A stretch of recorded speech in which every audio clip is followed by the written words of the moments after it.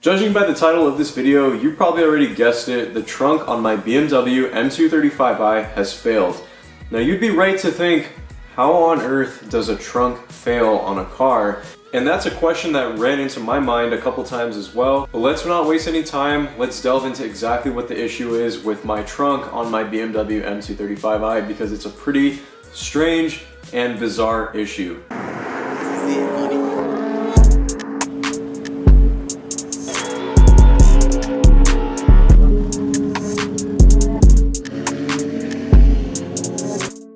I also want to say, if at any point throughout this video you are enjoying what you see, make sure to leave a thumbs up on this video as well as subscribe to my channel down below to stay up to date with all the informative and entertaining automotive content that I put out on the Simply Car Things YouTube channel, and follow me on Instagram at simplycarthings_. Approximately 24 hours ago, I was at work and I went to go grab something out of the trunk of my car.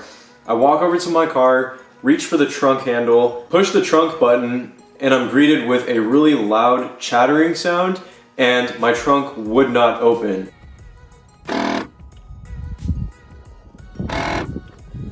Now I'm like, okay, what the heck is going on? This is really bizarre.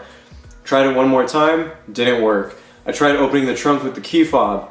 Same thing, loud chattering, didn't work. I tried pressing the trunk release button that's under the steering wheel on the driver's side of the vehicle. Same thing again. More chatter, more rattling, trunk would not open.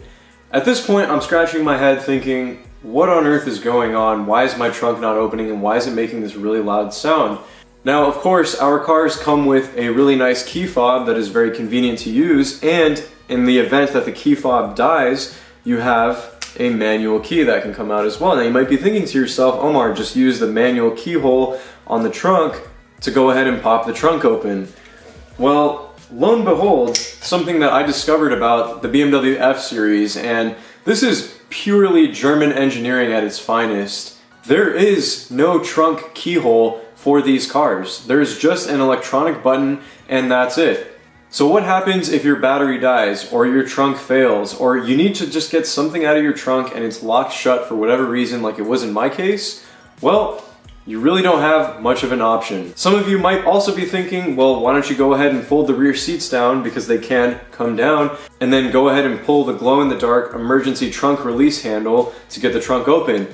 Well, that's a brilliant idea, aside from the fact that you cannot push down the front seats without accessing the trunk. In fact, to actually fold down the rear seats and release them from their latches, the rear seat fold-down latch is located in the trunk of the car as well.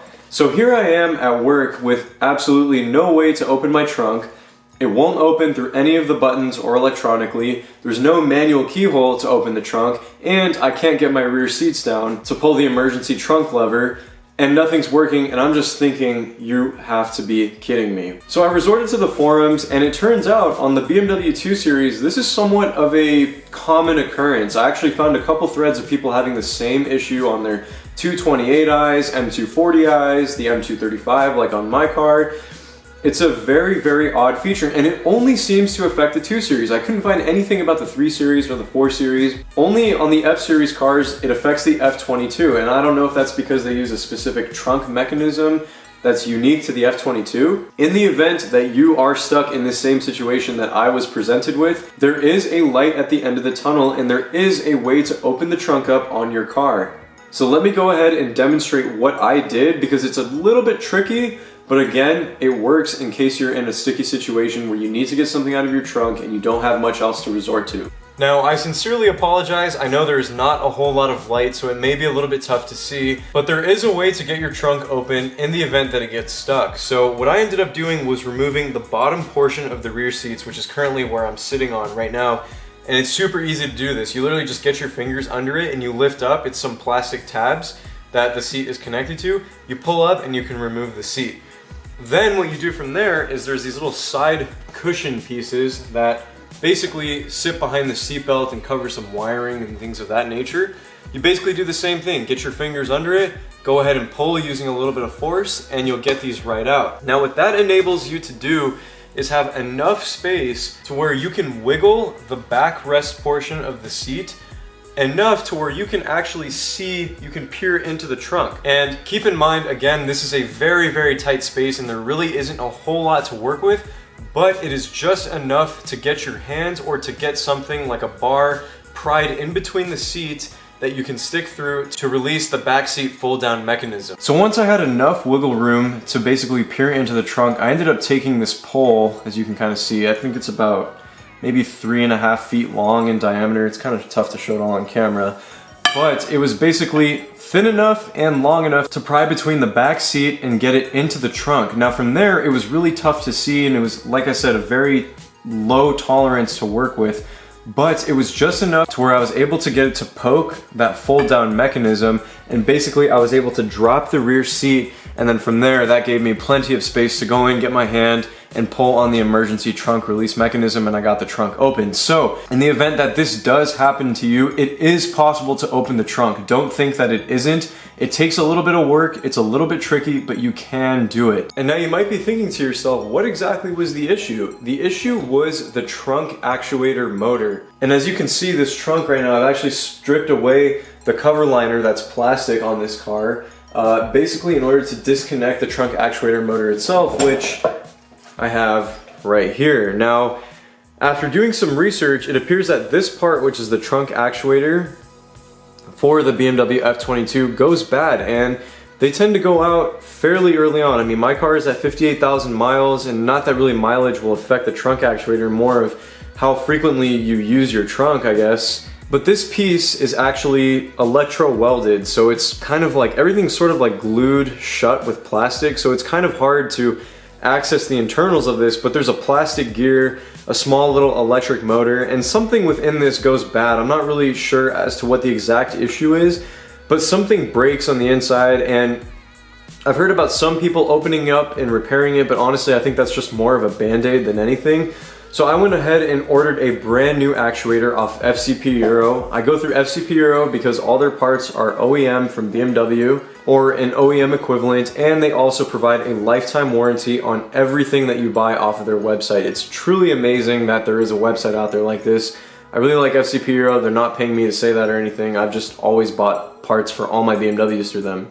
Now, in order to take this off, it's actually a really, really simple process. Like I said, there's a trunk liner that basically holds everything in place, and it's really simple. If you have an impact driver or even hand tools, you're not gonna have a hard time getting this stuff off. Basically, BMW loves to use these little plastic screws which have like a Torx head that screws into like a clip.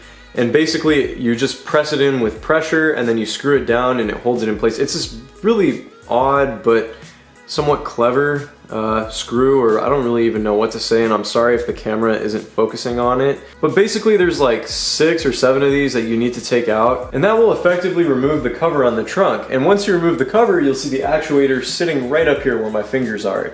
And the actuator is held in by 2 of these bolts. So you can see there's a little washer on one of them as well, and it's held in with, there's a Torx head that you use to remove it. So once you pull those 2 things out, the actuator is basically freed up. There is a sensor that you have to disconnect, but that's it. And so at the time of this video, I'm literally just waiting on the part to come in.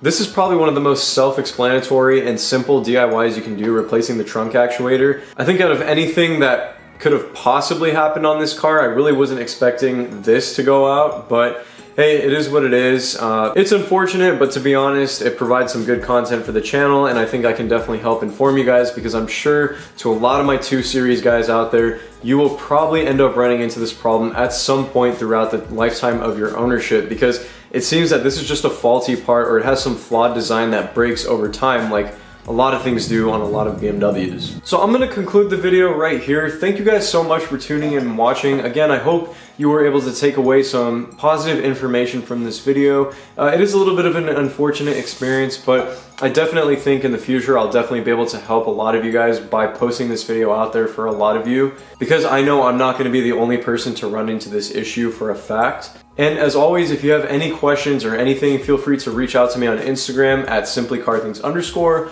or you can leave a comment down below in the comment sections. I always try to do my best to get back to everybody.